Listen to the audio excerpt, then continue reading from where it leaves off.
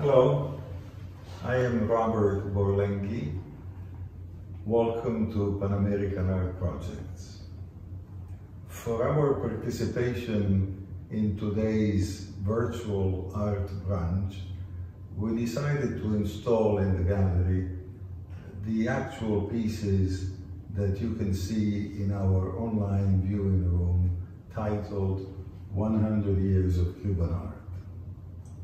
The viewing room is a preview of our auction by the same name, which contains about 160 pieces. In the viewing room, and therefore here in the gallery, especially in our gray salon, you will see about 40 pieces in person if you like.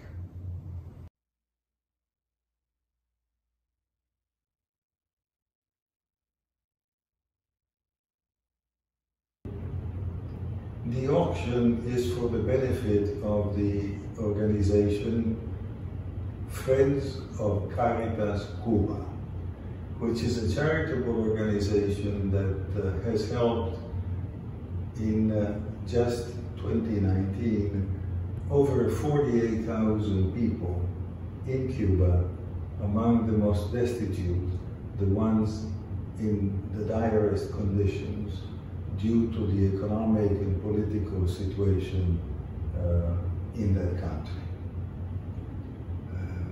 You can find the auction in our website, panamericanart.com, and also in the website of the auction, online auction house, invaluable.com.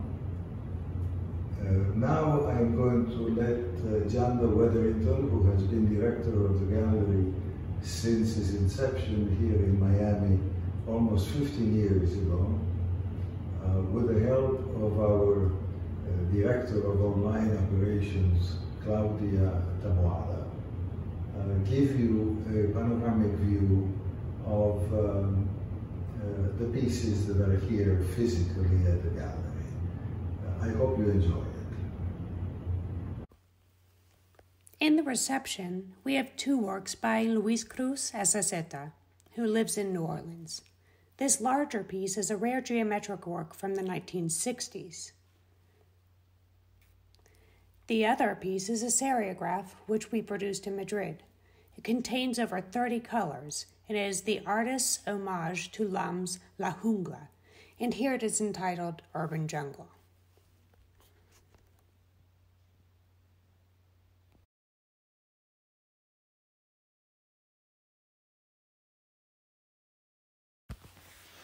Here in Claudia's office, we find a significant political painting by Jorge López Pardo.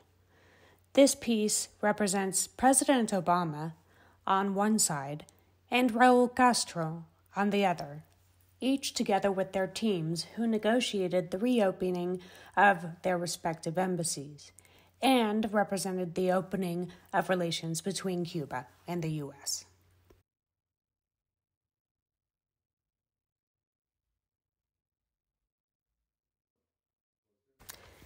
This is one of José Manuel Fors's circular pieces, a collage of broken pieces of Capo de Monte ceramic. And two sky paintings by Jorge Rios, who is finishing his MFA studies at the Chicago Art Institute. In my office, we have a large piece by Fors. This work is an assemblage of over 1,560 individually cut photographs.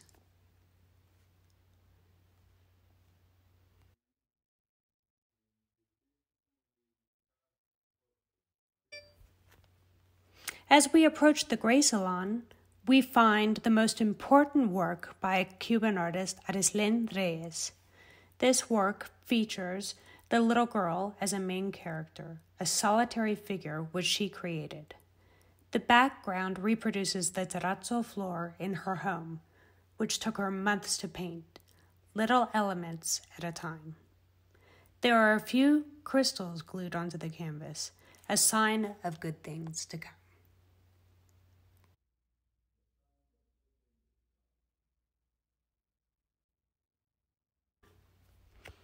Here, at the other side of the entrance, we find a large work on paper by Cacho.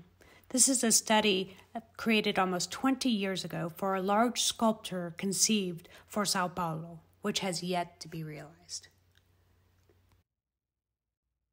Now we enter the Gray Salon itself, and we have a panoramic view of important Cuban artists.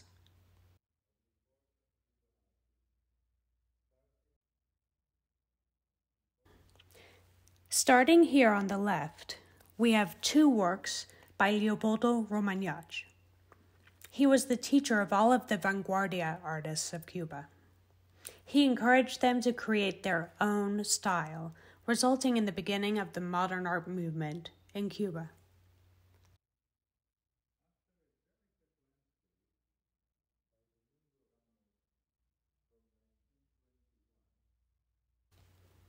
Here, we see a delicate landscape by Domingo Ramos from 1921.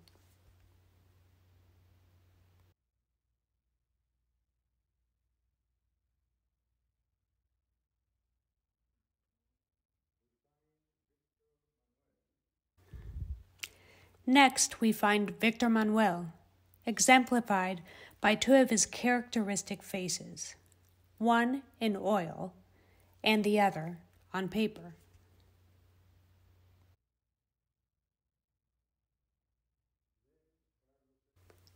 Here we have Carlos Enríquez with a work on paper from the early 30s in Paris, and an oil painting portrait from the 1940s of Jorge Fernandez de Castro, a very important collector of art from that period, who actually owned the work on paper next to his portrait.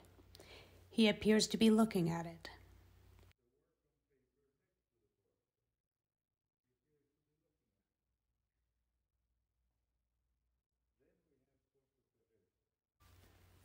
Now we have René Portocarrero with a beautiful pastel from 1941, which belonged to Juan David, and another later piece.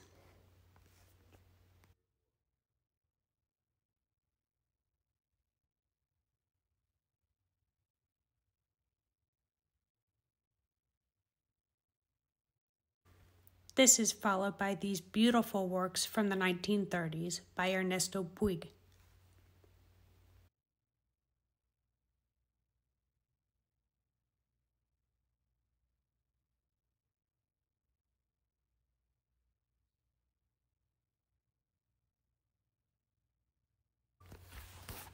Here we have two pieces by Mariano Rodriguez, an ink drawing and an oil painting. Both of these works are from the 1940s, and both are illustrated in the artist's catalogue raisonné. The painting will be included next year in the artist's retrospective at the McMullen Museum at Boston College, curated by Elizabeth Goizueta, who is a great supporter of Caritas Cuba. This exhibit will continue in 2022 at the PAM here in Miami.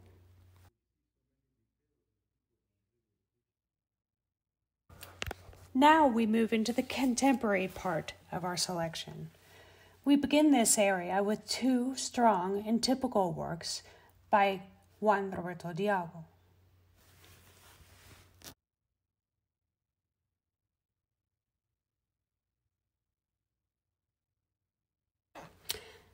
We move on to these works on paper by Roberto Fabelo.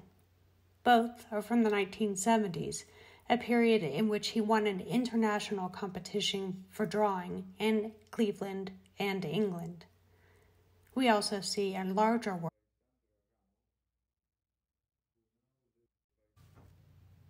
In leaving the salon, we find two works by Sandra Ramos, who currently lives and works in Miami. And in closing, here we have a life-size replica of a pinball machine by Cuban artist Abel Barroso. This is all hand-carved in wood, and we see our owner, Robert Borlenghi, actually interacting with the piece.